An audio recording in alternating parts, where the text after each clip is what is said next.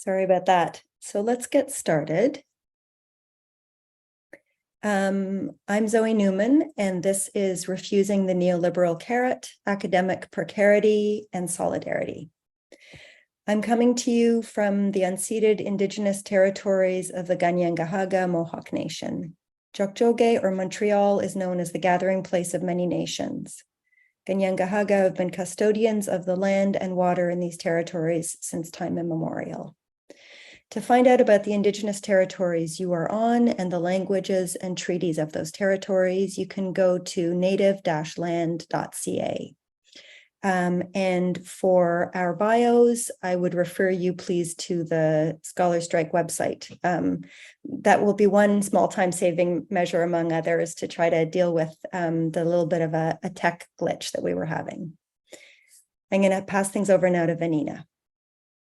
Hi, everyone, and thank you for your patience and in waiting for this to get started. The neoliberal carrot encompasses the many rewards that are promised for being a disciplined and productive academic. And before starting, I would like to name a few comrades who have been my role models in the refusal of the neoliberal carrot.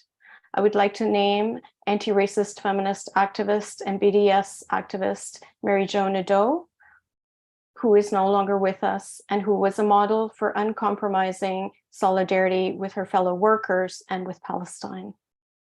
In addition, I am sending a shout out to Cheryl Nestle and to Nadia Habib, as well as to the many other folks at the University of Precarity whose thoughtful engagements inform this teach-in today. This teach-in started out being about precarious academic workers and our experiences. We took an autoethnographic approach. We feel that by telling our stories, we can pull out the threads that point to the structural underpinnings of precarity.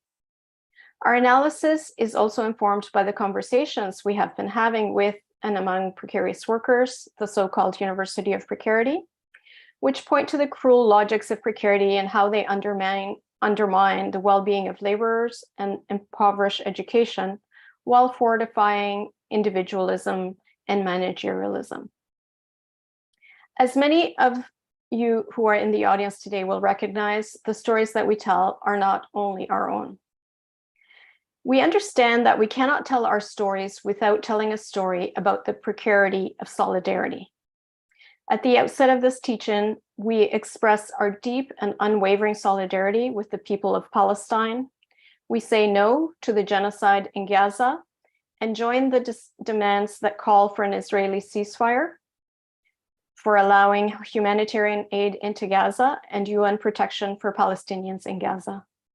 We also join Scholar Strike's condemnation of the attacks on academics and student unions by the Canadian media and university administrations, as well as by parliamentarians, particularly in our province of Ontario. Our hearts are with Palestinians. Our aim today is to disrupt the silence, shame, and exploitation around adjunct labor. We do not intend to define or create boundaries around precarity. We know that precarity is a condition of life, of all life. However, it is important to point to some of the conditions that frame our lives and work, and that some groups are more precarious than others. We are employed course by course, term by term, year by year. We earn less for teaching the same courses as tenured faculty. We do not get paid for mentoring students or for doing research. Given the academy's implication in settler colonialism and racial capitalism, it is no surprise that Black, Indigenous, racialized, queer, gender diverse, and disabled people are overrepresented among contract faculty and among precarious faculty, as are all of those who refuse the Academy's colonial, racist, and neoliberal project. Some of the questions that framed or animated our talk are: who does precarity serve? What does precarity produce? What has precarity taught me? And how do you build solidarity when your life is shaped by precarity? Just to say a little bit about numbers, statistics on contingent faculty are hard to come by.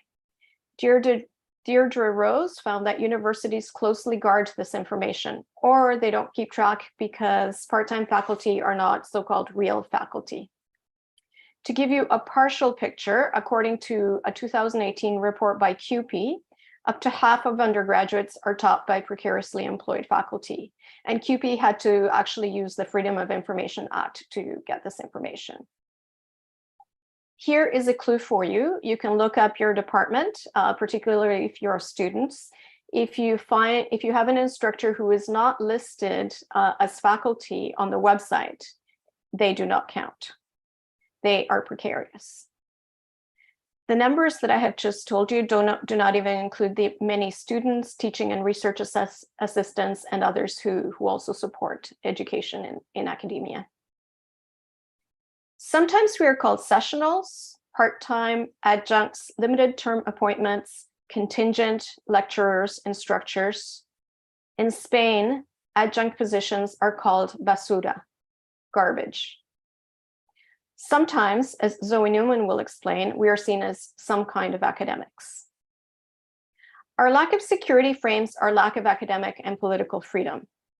Last year, Independent Jewish Voices released an excellent report titled Unveiling the Chilly Climate, the Suppression of Speech on Palestine in Canada, written by Cheryl Nestle and Rowan Gaudet. And I'm hoping I'm pronouncing Gaudet's name correctly. This report makes it clear that one of the things that Precarity attempts to produce is silence. Quoting the report, as our research reveals, the precarious employment conditions of over half of Canada's university teachers mean that because of the chilly climate around speech on Palestine, untenured or pre-tenure faculty are reluctant to pursue academic or activist work in this area for fear of endangering contract renewals or future career prospects, including the access to publishing platforms so central to the academic tenure and promotion process, end quote. As we speak, we want to acknowledge that we do not consider ourselves to be singled out as faculty for Precarity. We see ourselves as being on a continuum with the cafeteria workers, the students, the maintenance staff, the many who labor within the Neoliberal Academy. We are happy to see that Scholars Strike is including a panel by Migrant Students United, who are countering the university's neoliberal narrative with their own intervention. This teaching intends to disrupt the systems that we critique. Under coloniality, knowledge is envisioned as scarce, extractable resource that is the product of individuals rather than communities. Under neoliberalism, the individual is made responsible for their own precarity. Within the academy, individualism and precarity are upheld by various myths, including the myth of meritocracy. While the four of us are panelists do not speak with one voice, we have collaborated as we imagine ways of doing research, education, and solidarity otherwise. We highlight the transformative power of connection. At the same time, we do not romanticize academic work. By foregrounding that academic work is labor, we position academic precarity first and foremost as a matter of exploitation within the context of racial capitalism and settler colonialism. But precarity is not only about economics. It is a tool, a threat, and a promise. As you will hear in the stories that follow, precarity creates the conditions that reproduce the ethos of neoliberalism. The desire to flee precarity disciplines and silences. The desire to flee precarity buys conformity. It produces neoliberal subjects. Just a few words on how we will be structuring this session. The four of us here, Zoe, Stephanie, Sheila, and I, will be speaking for about 10 minutes each. Zoe Newman will follow me, followed by Sheila Bateria, then Stephanie, Latella, and then I will end the session. At the end, actually, each of us will offer a few resources that people can read or go back to if you're interested on finding out more. And we're going to post a link to a document where we are asking you to give your feedback on the questions that frame this session. We'll pause for a few minutes to give you time to respond, and then we will invite more comments and questions. So now we move on to the actual panelist discussions, and we will begin with Zoe Newman. So I'll turn it over to you, Zoe. Thanks, Vanina. Before I actually begin my talk, I have to say that I just realized that we missed an opportunity to call this panel Refusing the Academic Precarity. How did we not realize that carrot and precarity could be combined into one? So apologies for that glaring omission on our part. Okay, part one, how I learned to stop worrying and love precariousness. A caveat. What follows is not a tale of individual triumph over adversity. It's about solidarity and finding community against an institutional culture that wants me silent and desperate. Like Vanina, I want to be very intentional and thoughtful about how we imagine precarity, what we are refusing, and how we conceptualize solutions. Precariousness is necessary, for example, in Gayatri Spivak's strategic essentialism. Precarity is there in relationality. It is the condition of every one of our bodies that will age and experience illness and unexpected events. It is there so very much in our relationship to the earth and the well-being of the earth. Precarity cannot be resolved through securitization or assimilation. Both offer only temporary resolution through further differentiation. I want us to instead consider what are the most powerful ways to respond to insecurity in order to practice what we might call radical contingency. Part two, a story about how my academic precarity rendered someone speechless. I want to tell you a story about what precarity tried to teach me and what I'm trying to learn from it. This story that I'm going to tell you now is a very small moment, and I want to acknowledge that it's one that I may have gotten wrong, I may have misread. But it's a moment from, let's say, 6 months ago, maybe a year ago, when I was at a bar with some people, not people I know well, but there was one person who I know to be a tenured academic and who knows me to be some kind of academic. That's the reference that Vanina was making. And we were chatting, we were having a very nice kind of easy conversation. And at some point in there, I said something about being contingent or contract faculty. And this person stopped speaking and turned away in a way that wasn't necessarily notable.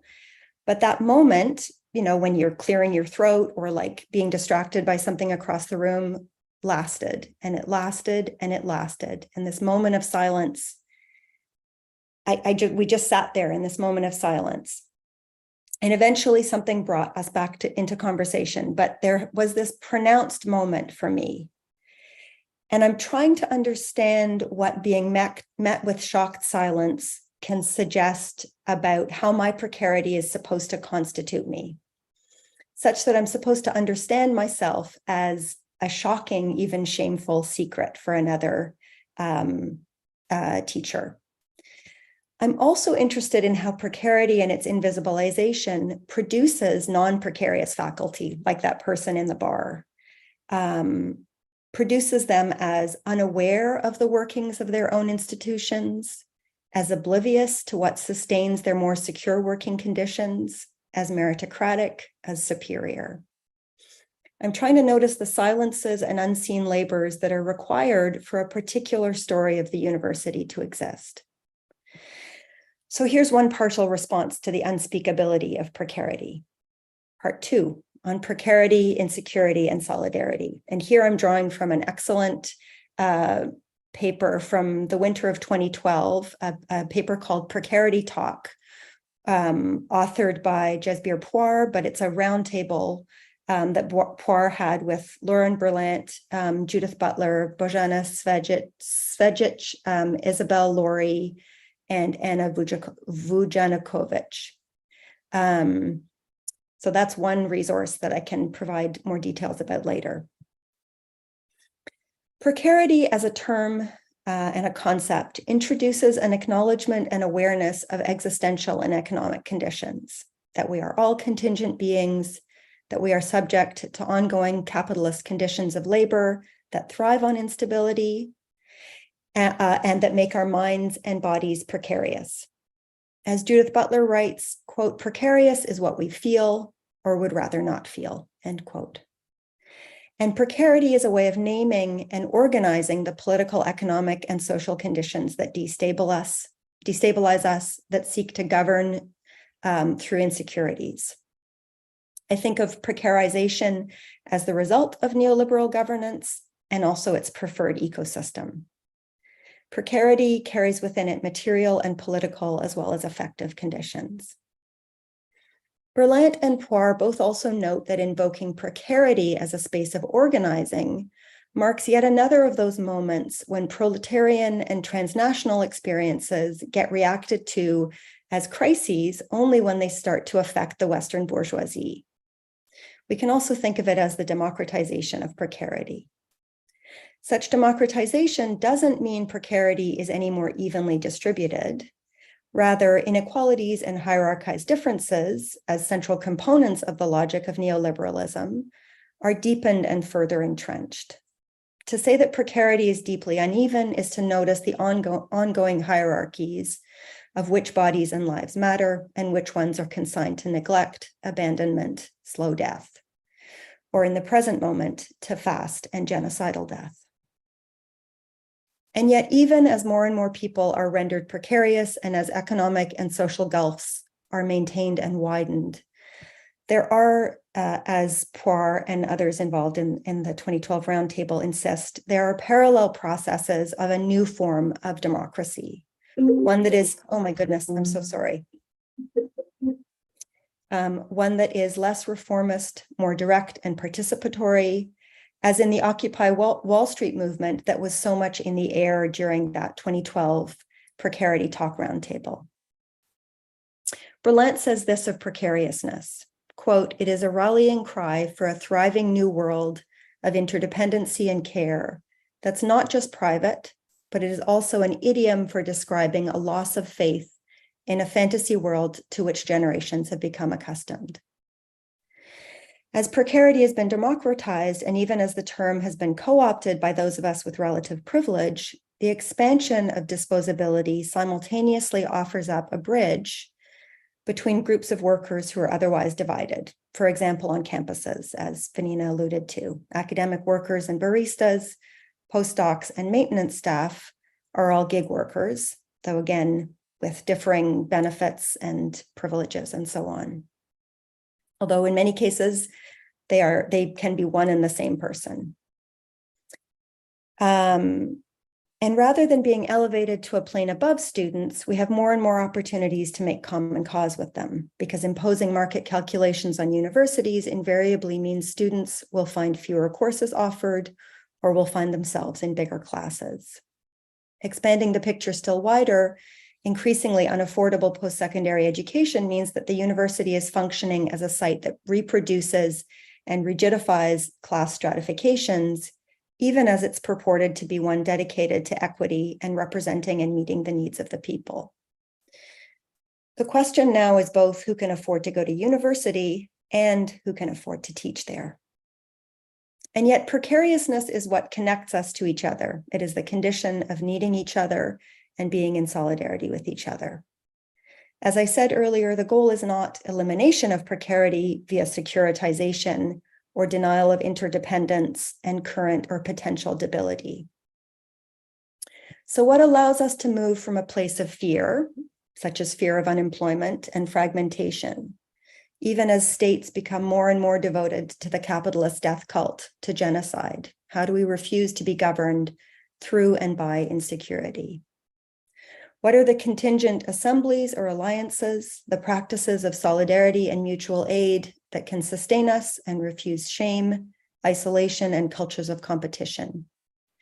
These are acts against white supremacist colonial ways of knowing, rooted in the teachings of Indigenous and Black activists and land defenders and scholars. I'm going to move now to my closing. And this draws from a 2016 piece by Omar Siri called BDS in a Time of Precarity, Graduate Students, Untenured Faculty, and Solidarity with Palestine. And it draws from also a 2016 interview with Nick Mitchell. I want to close by thinking about the present moment as an echo. There's a repeated history of these events intersecting, of people uniting in solidarity with Palestine, of contract academics going out on strike for better working conditions and for transformation, as well as the censure of one and the exploitation of the other. Omar Siri chronicles those events at U of T in 2014, describing the launch of a BDS campaign by Toronto graduate students, which called on U of T to divest from companies connected to Israel's violations of international law and its state of occupation. That was followed a few months later, in March of 2015, by CUPE 3902 going on strike over the university's poverty wages. And they were soon joined by my very own beloved CUPE 3903 members at York, walking out over economic precarity, among other issues. That was also another moment of backlash against students who are precarious, who are or underemployed, carrying student debt, and racialized. It was another moment of self-censorship on Palestine by precarious academics, of job offers that don't get made or are rescinded when candidates' politics on Palestine come to light, or when members of search committees check the online profile and comments of candidates with recognizably Arab names, while white candidates are not scrutinized, or whose openly critical positions on Israeli apartheid are considered more nuanced and reasonable. And it was another moment of urgency for faculty to unite, not only in solidarity with students, but to show up for their own academic freedom. Omar Siri shows us that the intersection of these events is not random. He points to the work of Nick Mitchell, who in a now lost 2015 Twitter thread and in a 2016 online interview laid out the origins of adjunctification and casualization. More specifically, that current academic precarity in this part of the world has a history that is entangled with struggles for racial justice.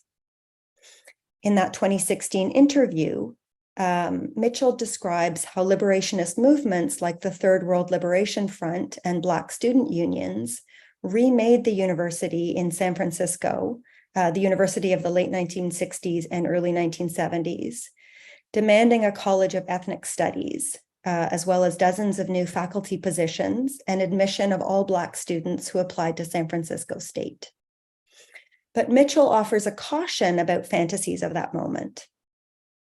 In an extension of its existing intensely exploitative labor conditions, San Francisco State brought in an experimental college where students would teach their own classes. Students would pay tuition or at least fees to meet the university's teaching labor needs. That's when we start to move away from the meaning of adjunct as an honorific term for someone with outside expertise who's employed full-time elsewhere and does a brief or occasional turn teaching their specialization. By the end of the 1960s, in new Black studies and women's studies programs, casualization had been enabled through the widespread use of adjuncts. So the institutionalization of counter-knowledges was used by university administrations as a moment to institutionalize this kind of exploitation. For Mitchell, our response in programs built on critical theories must be a recentering of analysis of labor and the university. For Siri, these moments and points of connection bring us back to the necessity of solidarity for senior scholars to speak out in solidarity with Palestine in order to create spaces for junior and other precarious scholars to do likewise, for people within and without the academy to connect the dots between university land use decisions and land back movements, between prioritizing upper admin salaries and unregulated fees for international students, between high-profile announcements about the university's new EDI strategy and its banishment of racialized students who speak out against genocide. Thank you. And I will turn now to Sheila. Hi, everybody, and thank you so much, Vanina and Zoe, for opening this session and providing so much context. My contribution is going to be very much narrative in terms of structure. And I'd like to take a moment to speak to, in particular, undergraduate students to debunk the myths about motives for doing academic work. So to begin, I was not someone who set out to work in academia. Rather, my motivation was that being in school allowed me to participate in community work, learn about activism, and enjoy the journey of learning in undergraduate studies. However, I wonder, how many education workers stayed in school as I did because of undergraduate loans. I finished my BA in sociology and women and gender studies with a $50,000 OSAP debt. OSAP is a loan to the government for education. And at that point, my income as a youth worker was about to be cut in half by automatic government withdrawals 6 months after my graduation. In total, I was looking at $70,000 of repayment over the next 20 years. So I applied to graduate school with the hope that education work and income opportunities would come my way. And at first they did. I won scholarships. I secured research assistantships, followed by teaching assistantships and sessional lecturer contracts at several colleges and universities in Southern Ontario. However, between the years of 1997, when I started grad school, and 2014, there were deaths, births, and aging. And at the age of 45, when I had my second child, I felt that my academic career was over, since I had been working on contracts since 2010 with no permanent work in sight.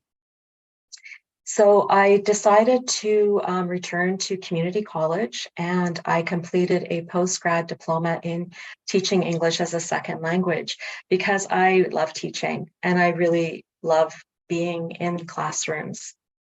I completed my TESOL training over 5 years, and then I decided to go back to grad school and I did a master's in applied linguistics in 2020. So currently I'm working as a writing studies teaching stream faculty member, continuing appointment. However, I'm keenly attuned to how precarity in academia is ever present in my workplace and influences my participation in it.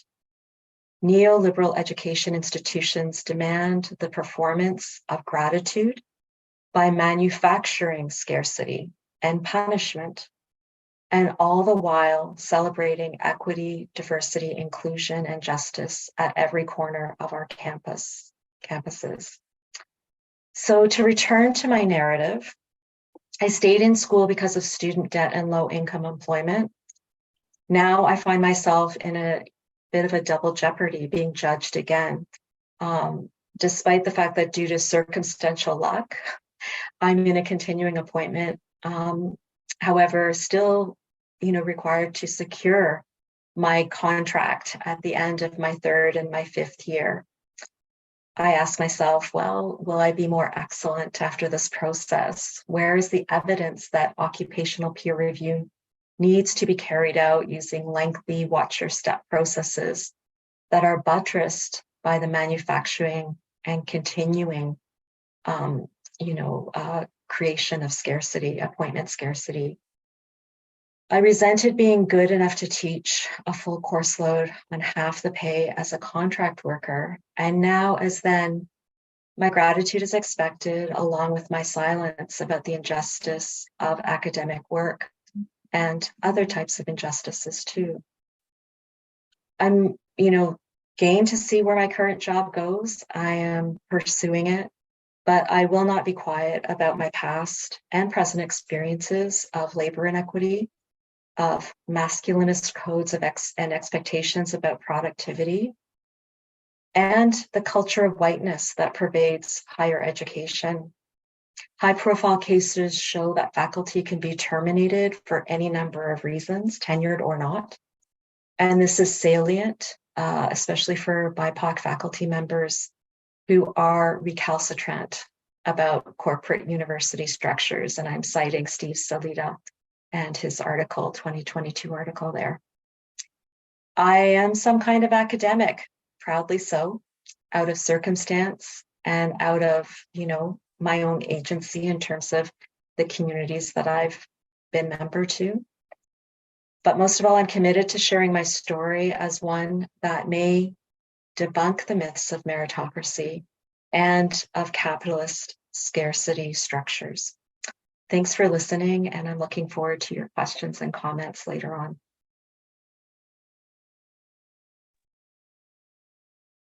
Oops, I'm sorry. And now I'll pass it to Stephanie. Thanks. So I'm also some kind of academic. I love that descriptor because it's so hard to name what we are when we're only sometimes compensated for the work that we do. So I guess the next best descriptor is that I'm an early career scholar, I think. I've been at York since 2012. At first as a graduate student and now as a contract instructor, but a pretty low intensity contract instructor. And so there are gaps between my contracts, and there are times when I'm not being solicited for or compensated for any of my academic work. And yet, and so it's difficult to know whether I continue to be a scholar in those gaps. I would describe my academic career, such as it is, as scrappy. I often have a feeling that I exist, or that the work that I do exists to fill gaps, to collect scraps, to basically make a more legitimate academic career possible for my tenure track and tenured colleagues, and for the institution itself.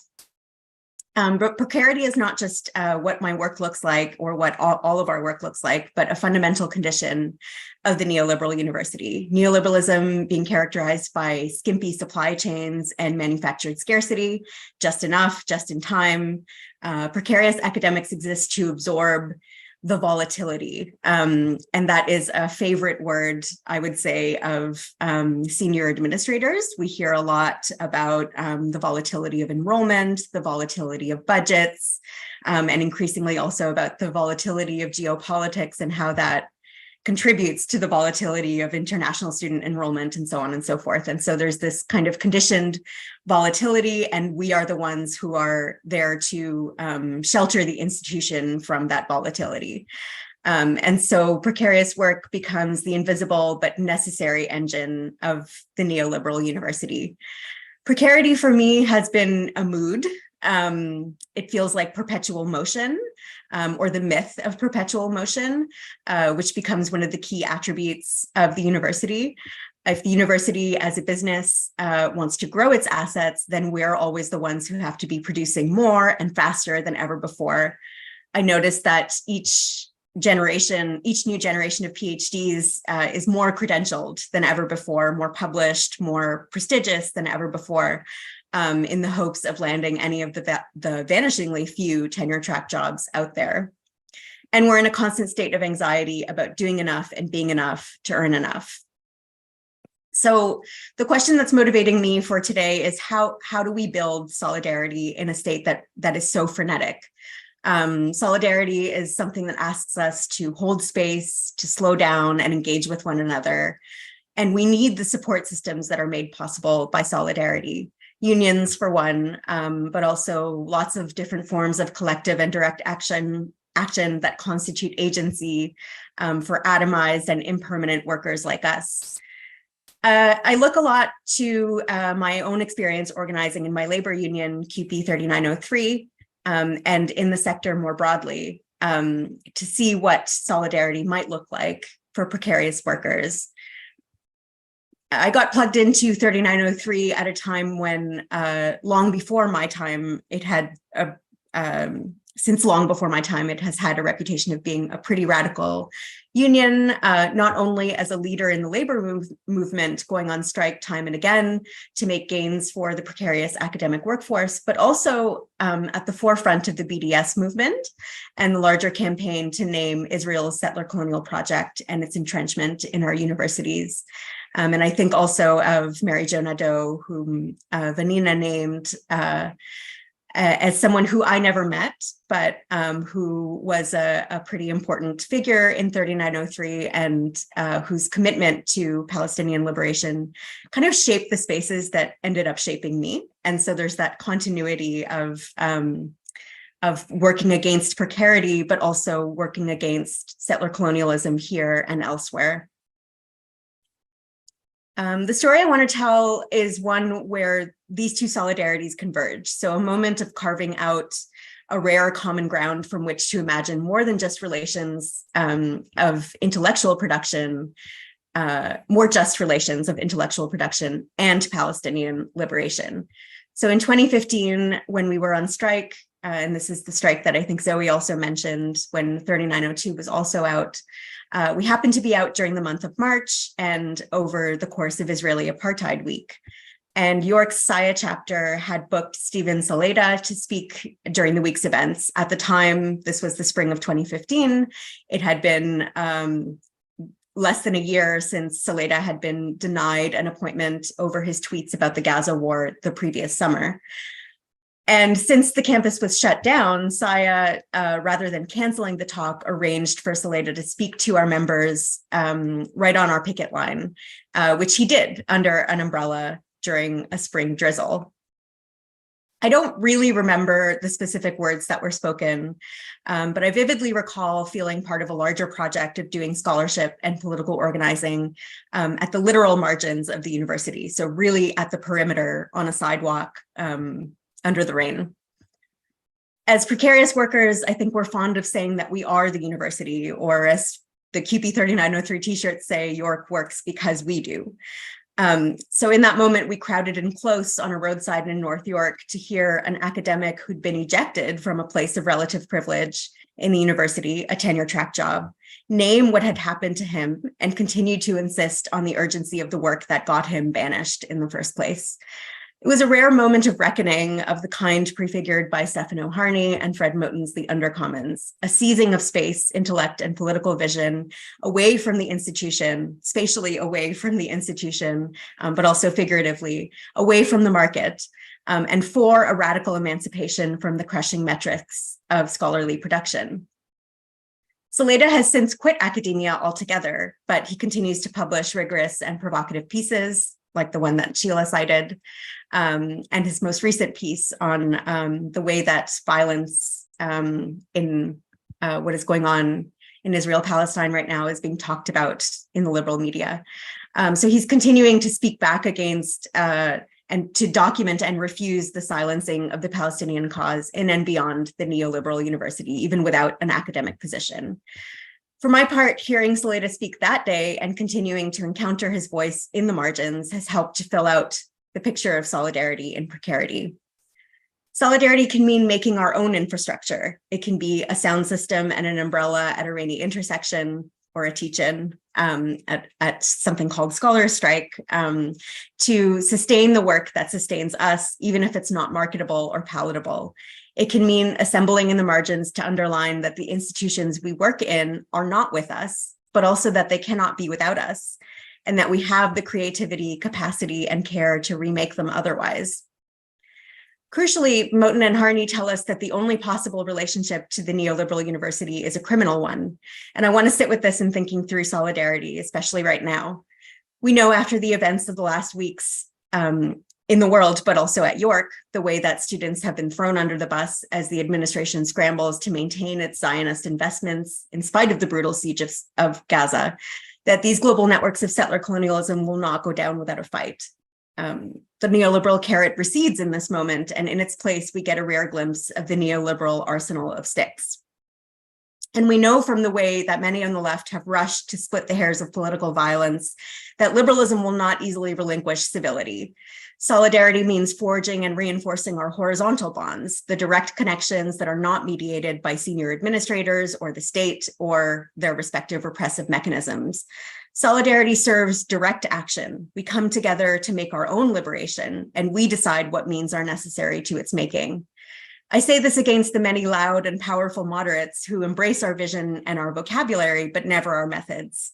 Let's be quite clear, they will always balk at the self-determination of the undercommons. They will instead advance tokenistic and incrementalist diversity, equity, and inclusion plans that serve to postpone or diffuse calls for full divestment from colonial warfare and capitalist extraction.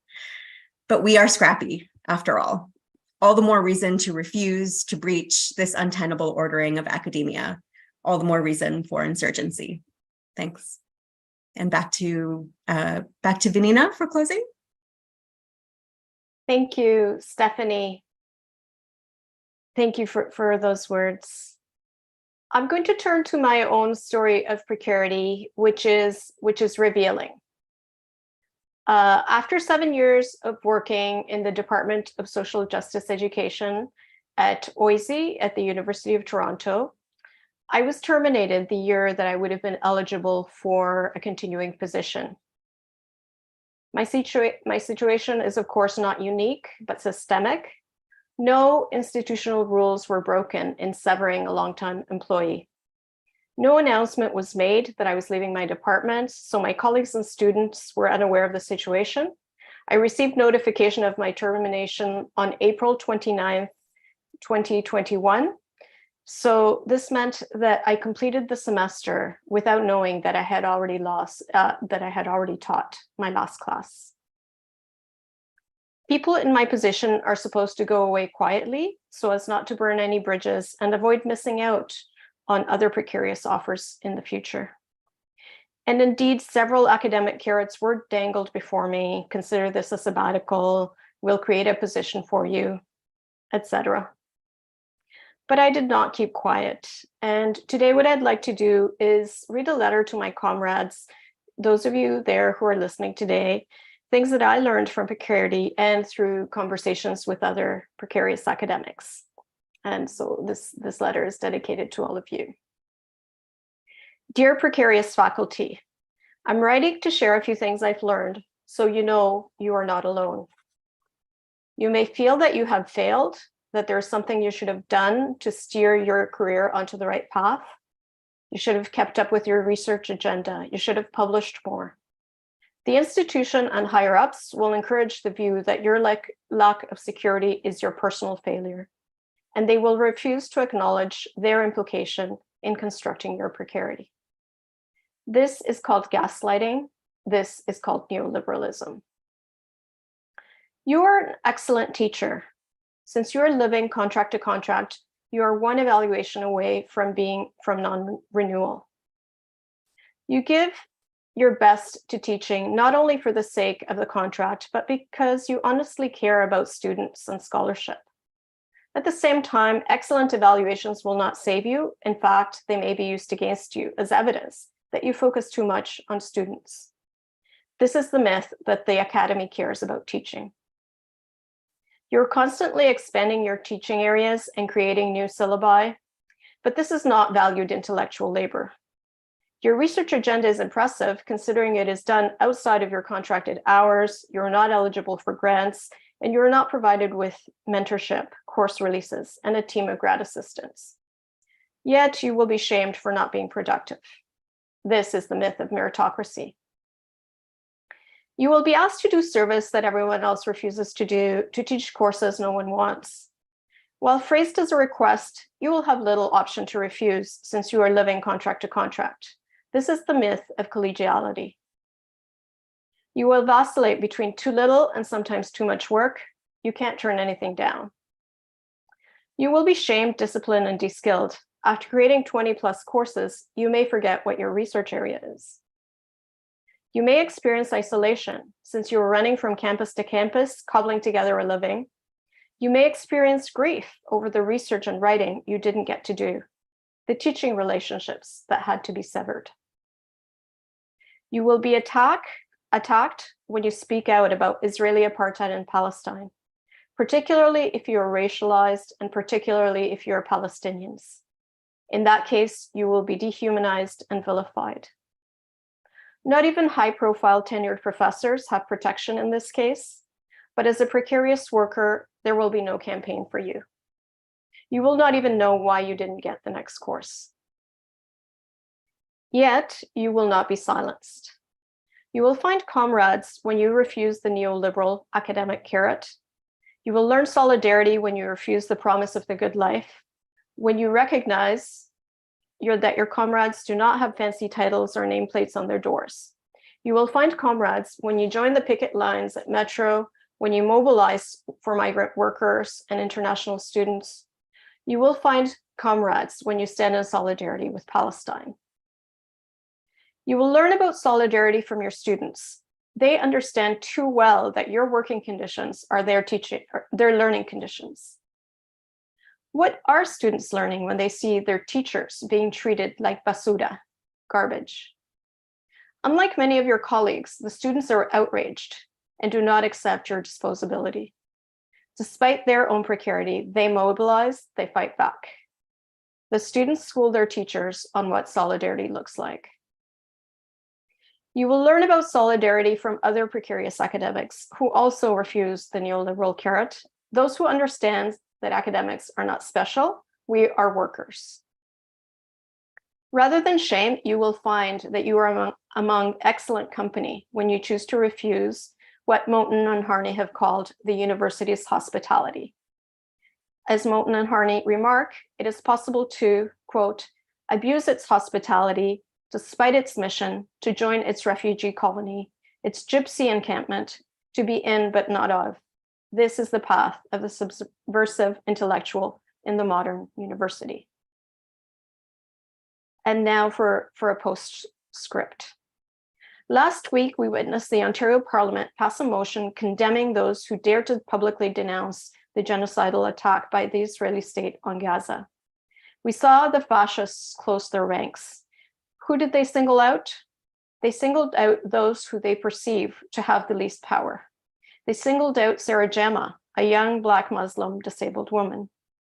We saw a member of provincial parliament, Jill Dunlop, single out specific academics for censure.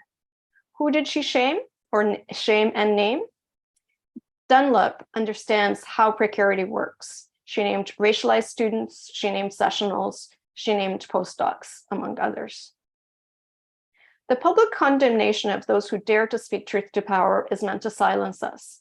It is meant to say, see what happens? We will come after you. We will shame you. We will destroy your reputation. Fortunately, there are many of us who will not be shamed, who refuse reputation, who will not be silenced. Long live Palestine. And now I will turn it over to Zoe, who will let us know about the next steps in this session. Thank you so much, Vanina. Thank you, Sheila. Thank you, Stephanie. So there's, I think, a lot for all of us to reflect on and digest, but we wanted to take a moment, because this is a teach-in, we wanted to take a moment to ask the questions, to ask some questions back to you, back to the room, back to whoever's out there. We wish we were in the same space as you. So that there were 4 questions that kind of framed or shaped our comments today. And we wanted to ask you to respond to them if you wish. Those 4 questions, and ideally, or we hope there is a link to a storyboard that's being made available to you where you can post these, you can see the questions and respond to them. If not, just do it in whatever format is available to you. There's a document where we're going to, we'll be able to see other questions that you ask on YouTube. But the 4 questions that we're asking you to reflect on are, first of all, who does precarity serve? Second, what does precarity produce? Third, what has precarity taught me? And finally, how do we build solidarity when our lives are shaped by precarity?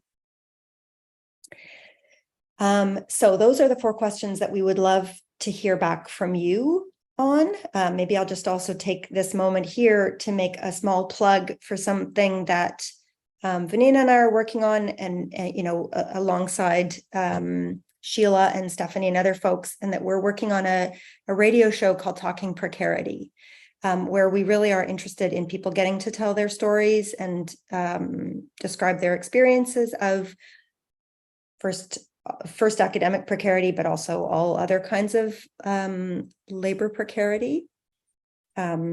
So that's part of this question of asking you to tell us a little bit about your own experiences. So I want to pause and let folks do that. But also equally, if you have general questions for us, please feel free to use this moment to pose them, and we'll see what happens.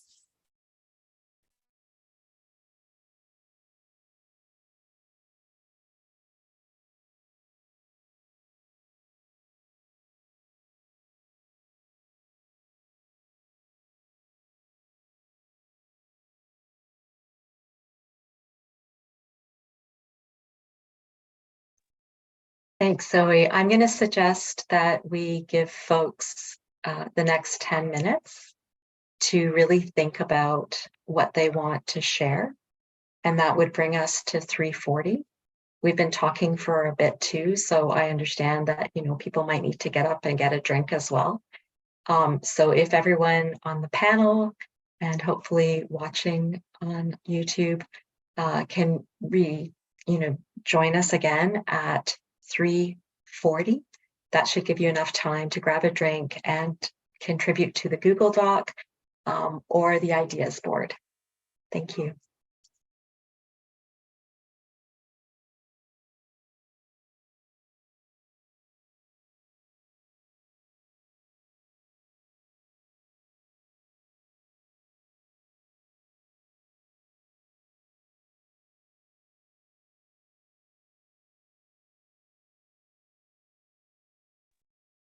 Sorry, I'll just say one last thing while folks are thinking, just to because we started a little bit late, we will go, apparently we can go to 3:55, just knowing there's another panel, but that option exists.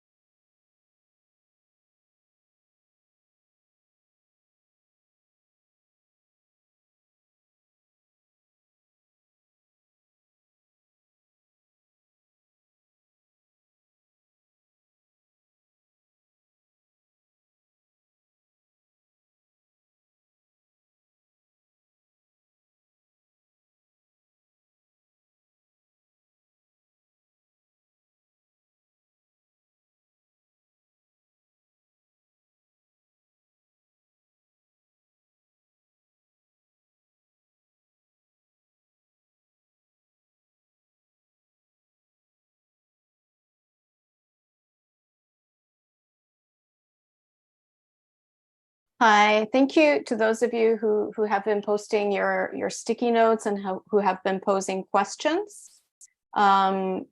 We said we would give you a little bit more time until 3:40 to come back, but I know that this session has been running late. I'll check in with my co-conspirators to see whether we should start reading out the sticky notes. I'd be good with that if we have Okay. some. Sure. So I'm going to look at, wow, there are a lot of responses so far. I'm going to start reading them out just because I really appreciate that folks are engaging with this session, and because we're here to learn from each other and from you as well. So there's precarity serves the ruling class. It keeps us in competition with each other. It treats us as disposable. It burns us out. It trusts that in doing so, we will be too exhausted to organize, to protest, or to push for change. Precarity produces fear because individuals in the job market who are not qualified enough miss opportunities to feed their families. Precarity serves individuals who are financially secure and work white-collar jobs because they have advantages over precarious workers. Someone else says, I am often at a loss when undergraduate students seek advice about academic work. We need the next gen of scholars, but the context is hard. Precarity maximizes profits and efficiencies for the moneyed ruling class while increasing the desperation of the working class. No gods, no masters, no landlords, no cops, no deans, no provosts. Precarity produces a suggestible, fearful, desperate populace who are too exhausted, beaten down, and cowed to fight back. Is there solidarity with precarious workers in universities and colleges? Precarity has taught me that I don't matter. I have literally had hiring managers say, oh, she doesn't matter, she's on contract, literally. Precarity has, yeah, so I think I'm repeating the same one. As a precarious worker at a college, I was invisible, so the college claimed my success without claiming me.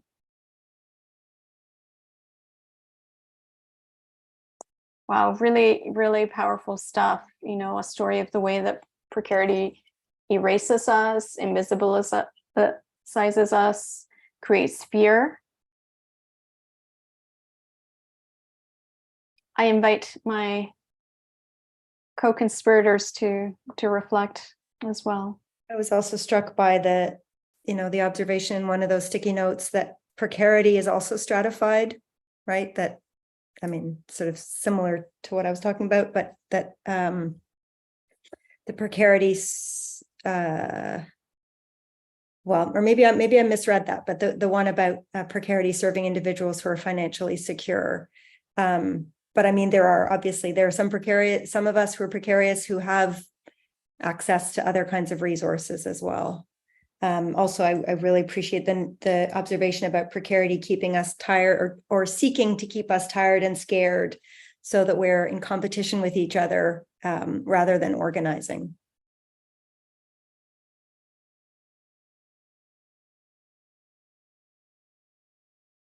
Yes, the theme of exhaustion and illness comes out in a lot of these posts. And this is something that I have been reflecting on as well, the ways that the stresses of being precarious and sometimes being worried about worrying too much, because that will actually have graver effects.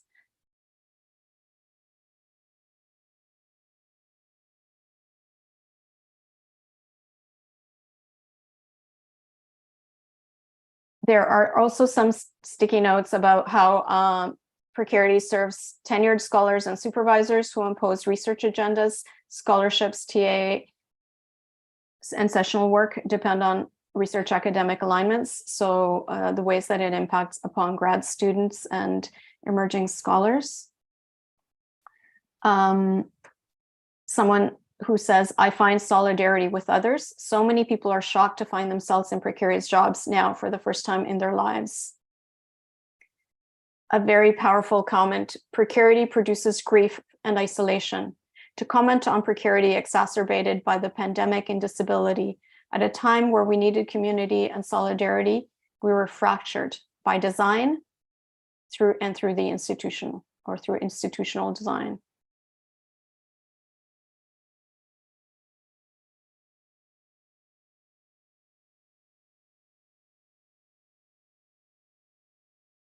There's also a question that we received about whether there's any solidarity work with precarious workers in universities and colleges. And I mean, I guess I'll just mention that currently at York, where I've been teaching for some time, there's something called the Cross Campus Alliance that is a body of all of the locals on campus, and that includes the Faculty Association as well as QP 3903, another QP local that is includes maintenance staff and security workers, and there are some other locals that I may be forgetting there, but you know, various staff across the campus. And that is a body that is right now in negotiations with the employer about wage proposals or wage offers to address the effects of Bill 124. That's, as some people may know, was in force in Ontario and artificially held down wages and interfered in collective bargaining, but has now been declared unconstitutional. So, I mean, that is one concrete example of, I can't say for sure that it's all of the unions on campus at York, but many unions beyond just academic workers who are going to the employer together.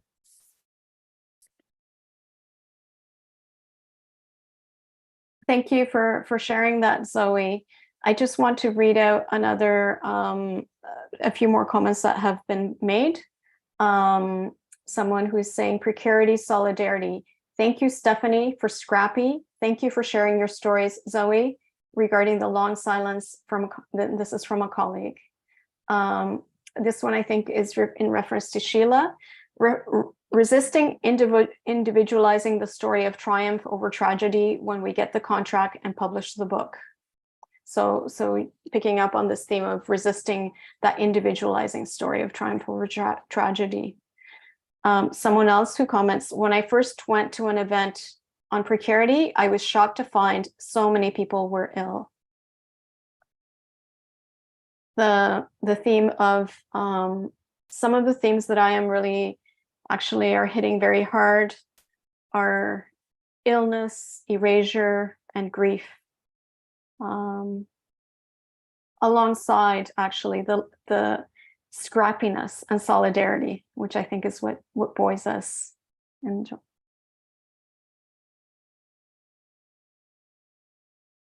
I also just want to read the sticky note that says the precariat are growing. We are legion.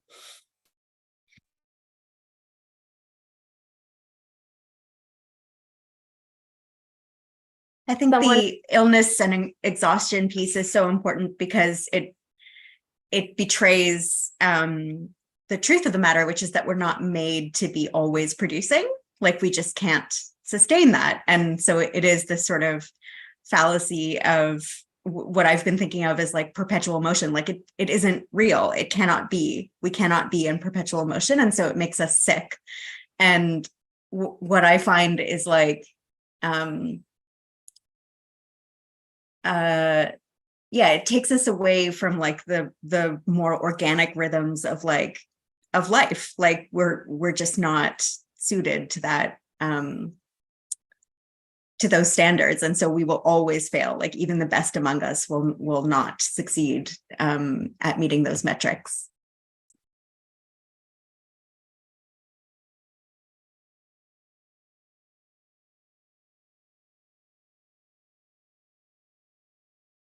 thank you for offering that reflection, Stephanie, because I think it's endemic to the academy and to all neoliberal workplaces that we are not able to there's also a compulsion towards continual production. I see some gratitude also in the comments for the panel. And wanting to also have gratitude, express my gratitude for all those of you who are out there watching and who stuck with us. I know that it was a little bit of a rocky start. It was a precarious start to this panel.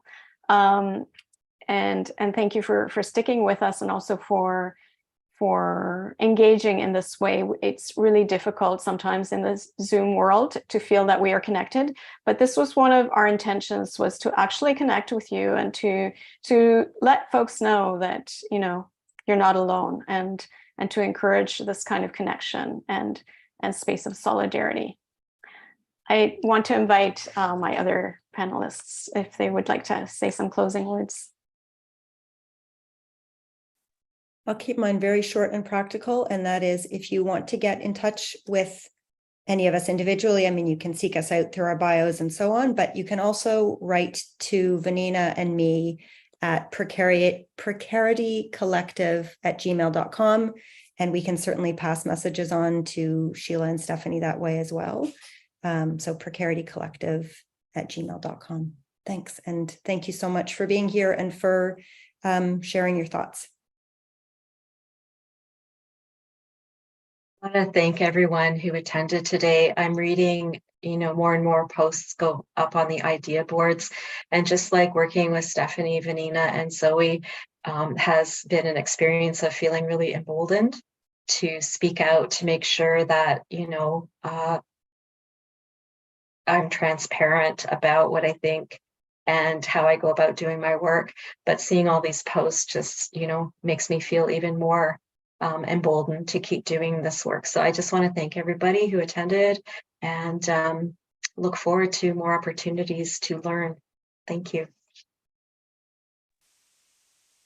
Yeah, thank you so much for everybody here for the conversation, not just today, but leading into the session. I found it so generative and such a great container for a lot of the things we can't find places to say or ways to say about our conditions of work.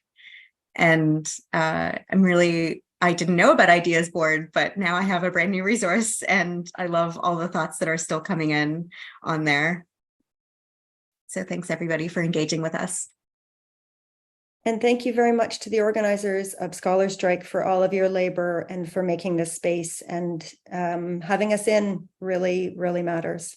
And on to the next panel. Yes, thank you all, in scrappiness and with solidarity.